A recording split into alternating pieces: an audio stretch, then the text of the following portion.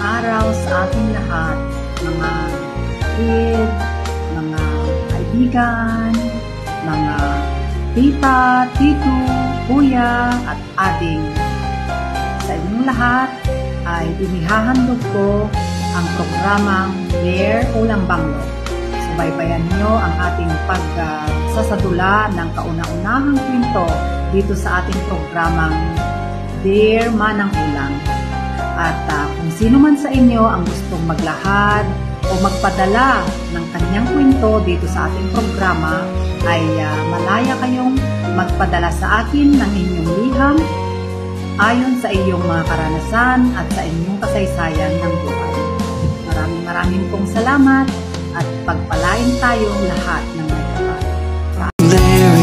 For a while, I've got space in my closet and about 1 billion years of downtime. I'm working now more.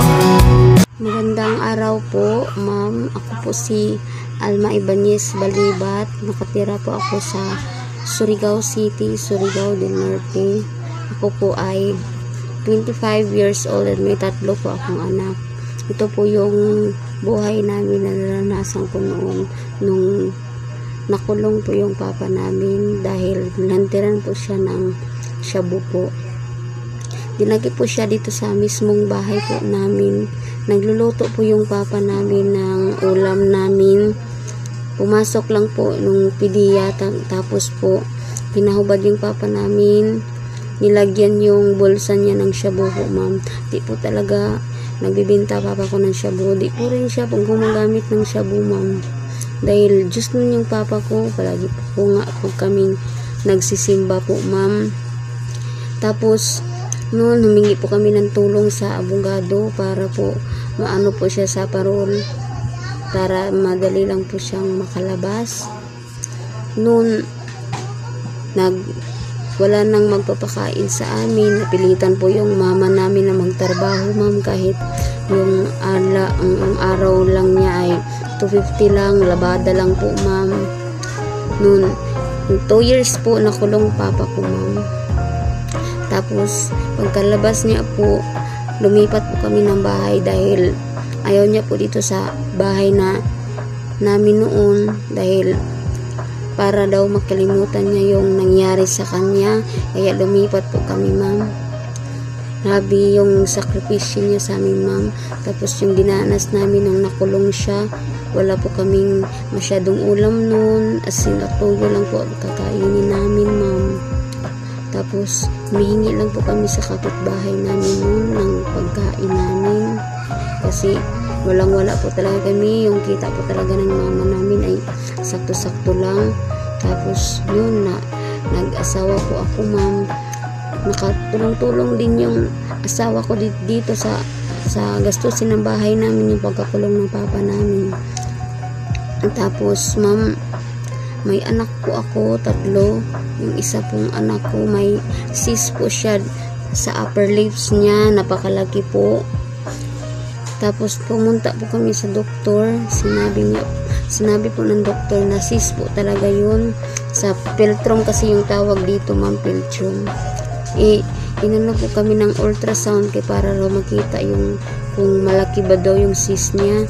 Nag-ultrasound po kami nung una, pero nag-request ulit po siya ng ultrasound sa mismong operasyon po ng anak ko sa November 7 pa po.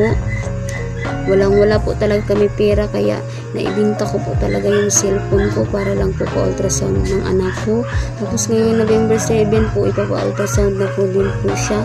Hingi na naman po din ako ng tulong kung saan kami makakuha ng pera ngayon dahil hirap talaga buhay namin, ma'am, kasi yung bahay kasi din namin sabing sira-sira po yung dingding ng ulit pong bagyo, kaya wala talaga kaming pera ngayon pambili lang ng gamot ng mga anak namin. Kaya nung cellphone ko, bininta ko na lang po, ma'am.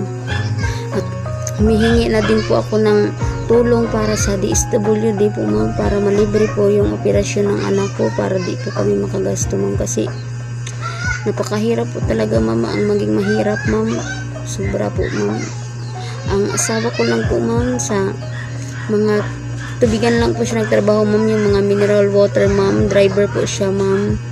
Ang araw po niya, ma'am, ay 350, ma'am. Kinakaya niya po niyo, ma'am. Tapos yung panganay ko po, ma'am, nag-school na po siya ngayon, ma'am, kinder 1.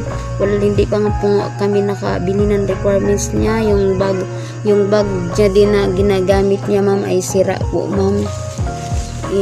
May butas yung bag niya, kaya tinahi ko na lang dahil di rin kayo makabili. Nagpapasalamat na lang po ako sa pastor namin, ma'am, dahil nalibre po yung anak namin sa school. Nag-sponsor po talaga sila sa anak ko na doon nila paaralin sa mismong simbahan po talaga namin na may eskwelahan po, ma'am. Nisponsoran po yung anak ko dahil alam po talaga nila na mahirap buhay namin, ma'am. Pasalamat po talaga ako, ma'am. Yung gastusin na lang po daw namin, yung uniform na lang daw po ng anak namin, PE at saka baon. Sila na po bahala sa lahat-lahat, ma'am. Salamat po, ma'am. Ito lang